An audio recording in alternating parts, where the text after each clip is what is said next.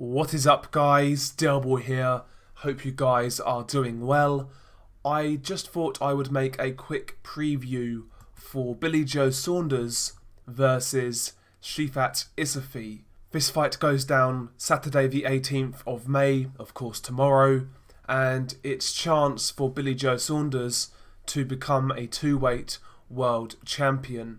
Of course, Billy Joe, the former WBO middleweight champion, and now he's going for the WBO super middleweight title. The 168 belt was recently vacated by Gilberto Ramirez, hence why he's fighting for the vacant title. And I've got to say, on paper, this is a very easy way to become a two-weight world champion.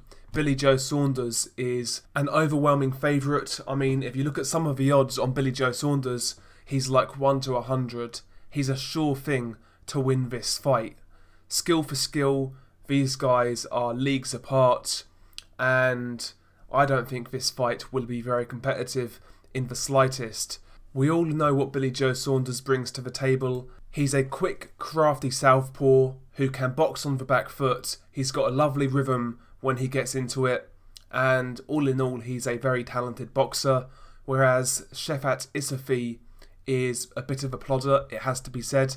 He likes to come forwards in a fairly compact stance. He will fire that jab coming forwards, and he'll try and throw a chopping right hand behind it.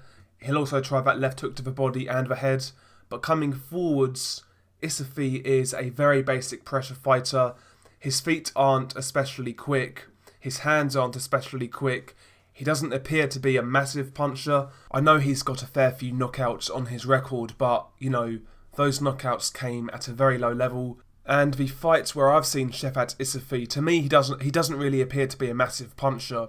So, you know, he doesn't really fill me with confidence from what I've seen. I mean, I don't think this guy is a top 20 or even top 25 super middleweight in the world. So how this guy's fighting for a world title is beyond me. I mean, if you look at his resume, he's really not beat anybody of any consequence whatsoever. In fact, the most recognisable name on his resume is a fighter by the name of Darius Sek.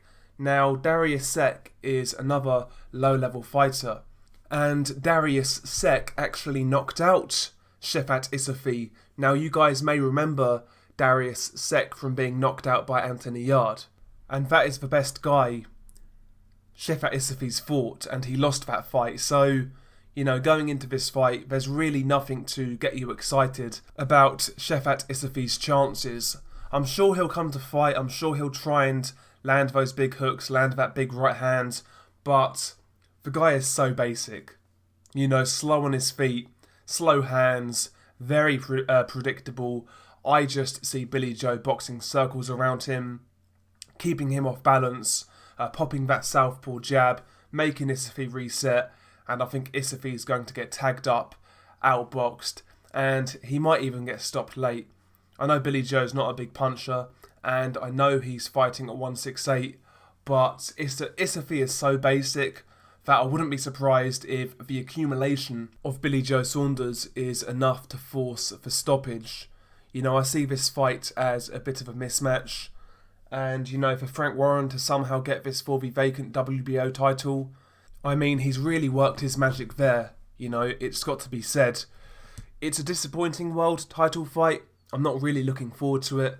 I'm going to be watching the World Boxing Super Series card instead. But I guess it's good to see Billy Joe Saunders back active. And hopefully after this fight, he can be involved in some meaningful fights, whether that be at 168 or 160. I mean, we all know Billy Joe's got talent, he has ability, he's got potential, and he really needs to be pushing on after this fight because he will win. You know, get the win, look good doing it, and then give us big fights. I've heard rumours of Billy Joe Saunders versus Chris Eubank Jr. too, at 168. I mean, I wouldn't be mad at that. That's the type of fight I'm talking about. I mean, Billy Joe's also talking about fighting Callum Smith. I think that's a really tough fight for him, but why not, I guess, you know? Why not? I mean, Billy Joe needs to give us these big fights at this point. We keep on talking about his potential, his talent, but he's really not showing it in the ring. Well, certainly in recent months. So yeah, hopefully he can push on after this fight. The undercard for this fight, I mean, it's not the best, it's got to be said. One thing to look out for on the undercard is Joe Joyce versus Alexander Ustinov. I mean, I guess it's a good stay busy fight for Joe Joyce, but at this stage, Alexander Ustinov is shot to bits. I mean, I've seen Ustinov's last couple of fights against Manuel Charr and Michael Hunter, and I've got to be honest, I felt he looked quite pitiful in both fights, especially the Michael Hunter fight. You know, his stamina was poor, his feet and hands were incredibly slow, he was ponderous, he didn't show any ambition in both fights, his punch technique was horrible, and he looked like a shot fighter in both fights, if I'm being honest. And I expect Joe Joyce to smoke this version of Alexander Ustinov. I don't think Ustinov is going to stick around. I think Joe Joyce will be the quickest man to get the stoppage against Ustinov. Michael Hunter stopped Ustinov in 9. Kubrat Pulev stopped Ustinov in 11. I really expect Joe Joyce to get the job done in 4 or 5 rounds. I think the pressure, the pace of Joe Joyce will be far too much for the ancient, slow, ponderous, defensively open Alexander Ustinov. I think Joe Joyce is going to destroy this guy, if I'm being completely honest. But I guess it's good that Joe Joyce is staying active, and apparently after this fight he's taking a real step up on the undercard of Daniel Dubois versus Nathan Gorman. So I guess we've got to look out for that.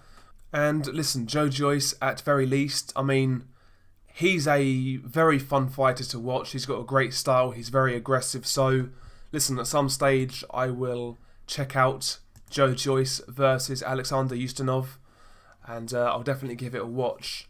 But apart from that, there's really not too much on this card, it's got to be said. I mean, there's a British and Commonwealth super bantamweight fight between Brad Foster and Ashley Lane. That's okay, that could be a fun fight at domestic level, but the card really isn't deep. It's full of mismatches. There's a lot of prospects fighting low-level competition. You know, the card itself really isn't great. There's no fights on this card where you could say, oh, that's a 50-50 fight. You know, Billy Joe's in a fight where he's going to win. Joe Joyce is in a fight where he's going to win. And even the Brad Foster versus Ashley Lane fight, you know, Brad Foster's a big favourite. So the card, I mean, it's full of mismatches. It's not great. And the only thing that drew me to this card in the first place was the fact that it's only 20-25 minutes down the road from me. And I was tempted to go to it, but, you know, Naoya Inoue versus Emmanuel Rodriguez and Josh Taylor versus Ivan Baranchyk on the same night. I mean, I'd rather stay at home and watch those fights rather than go to Stevenage and watch Billy Joe in a mismatch. But that's just how I feel about it. Maybe I should have gone to it, but too late now, I guess. But yeah, I'm intrigued to see what you guys think of this card. Is there anyone out there who gives Shefat Isufi more of a chance than I do? Does anybody out there actually rate him? Or like me, do you think this guy is a lamb to the slaughter? I'm also intrigued to hear your thoughts on Joe Joyce versus Alexander Ustinov. Share your thoughts below on that fight. And yeah, man, thanks for listening. Hope you enjoyed this video. One more thing as well, actually.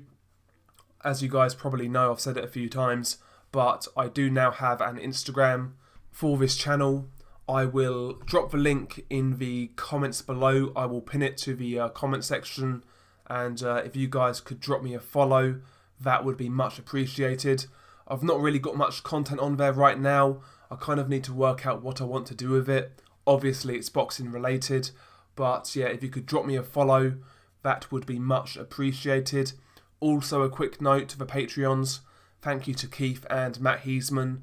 Matt Heisman, I will do your video fairly shortly. I do like the topic and expect to see that in the coming days. Thank you for the support. Hope you guys enjoyed the video, and again, share your thoughts below on this card. Do you think Frank Warren should be delivering better? Do you think Billy Joe should really be doing more? I mean, share your thoughts below. I'm intrigued to hear what you guys think. Thanks for listening. Peace.